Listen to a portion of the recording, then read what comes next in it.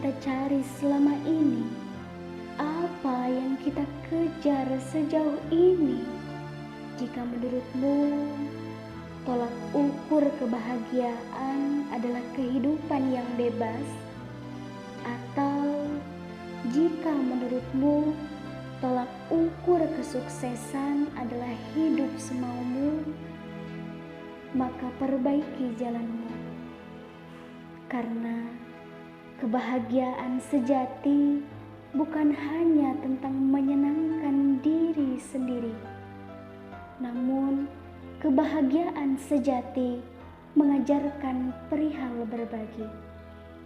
Ada sebuah kisah, ketika itu datang seorang sahabat menemui Rasul dan ia bertanya kepada sang Rasul, "Wahai utusan Allah, man ahabun nasi ilallah?" Wahai Rasul, siapakah manusia yang paling dicintai Allah? Karena kita semua ingin dicintai Allah, dicintai Sang Penguasa langit dan bumi, sehingga kehidupan orang yang dicintai Allah akan penuh dengan kebahagiaan. Lalu apa jawaban Rasul? Rasul mengatakan, ahabun nasi ilallah anfa'uhum linnas. Bahwa manusia yang paling dicintai Allah adalah manusia yang bermanfaat untuk sesamanya.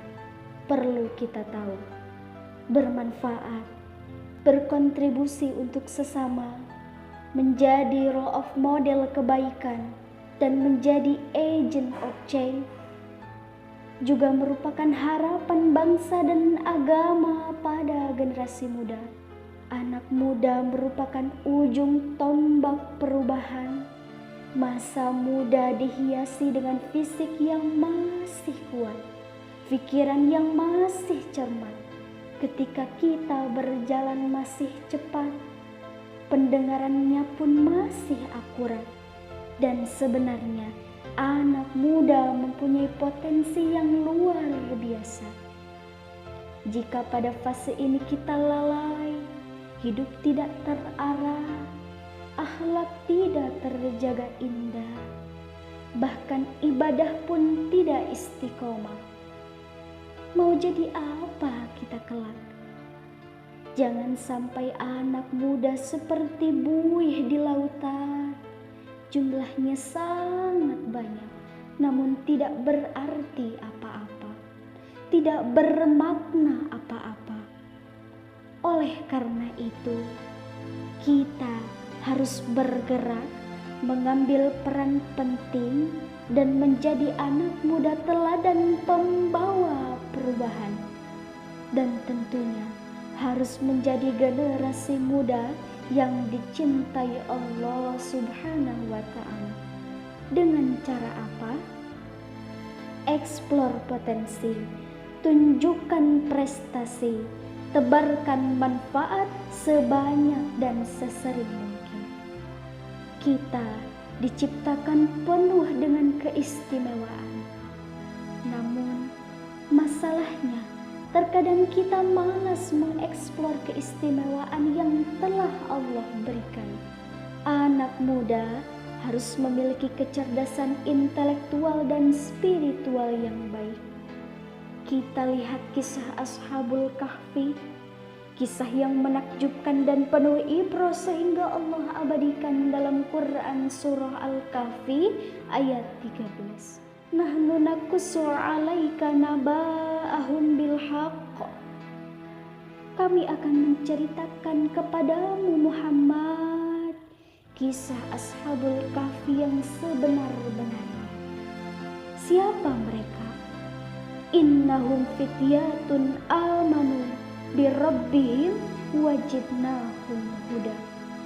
Mereka adalah pemuda yang beriman kepada Rabb-Nya, dan kami pun menambahkan petunjuk kepada mereka, kata Allah. Mereka adalah para pemuda yang menyelamatkan akidah dari rongrongan kesyirikan yang merajalela di kampungnya. Mereka rela meninggalkan kampungnya demi mempertahankan dan memperjuangkan tauhidnya. Tidak hanya memiliki kecerdasan spiritual, mereka juga memiliki kecerdasan intelektual yang mana mereka selalu menjaga orisinalitas pemikirannya. Mereka tidak mau menerima peradaban yang berkembang di tengah masyarakat yang keluar dari fitrah kemanusiaan, sehingga menjadikan manusia seperti binatang. Kemudian produktivitasnya pun melampaui usianya dan kreativitasnya pun melampaui zamannya. Kemudian kita tengok Profesor almarhum Habibie. Beliau mempunyai kecerdasan yang melebihi Albert Einstein. IQ-nya saja 200. Beliau mampu merakit pesawat. Sosok putra bangsa yang benar-benar berkontribusi memajukan negara dan prestasinya diakui dunia. Kini Profesor almarhum Habibie telah wafat. Para ashabul kahfi sudah lewat zamannya. Lalu, siapakah next role model di masa depan nanti? Bangsa Indonesia, juga umat muslim sangat mengharapkan masa depan bangsa dan agama diisi oleh sosok-sosok teladan yang sangat didambakan umat, yang bukan hanya memiliki kecerdasan intelektual saja, namun juga dibarengi dengan kecerdasan spiritual. Generasi mudalah yang harus ada di garis terdepan, mengambil peran sesuai dengan potensi masing-masing. Silahkan menjadi pengusaha muda, silahkan menjadi ahli hukum, silahkan menjadi ahli teknologi, dokter atau apapun. Namun jangan lupa, jadilah muslim yang baik, muslim yang selalu mencintai Allah dan Rasul-Nya, muslim yang selalu mengajarkan nilai-nilai kebaikan, serta menjadi muslim yang selalu menebarkan manfaat.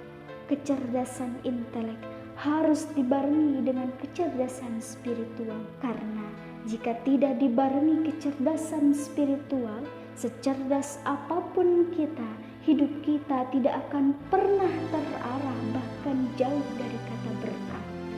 Kemudian tanpa mengingat Allah, segala juang akan sia-sia, karena kita butuh Allah.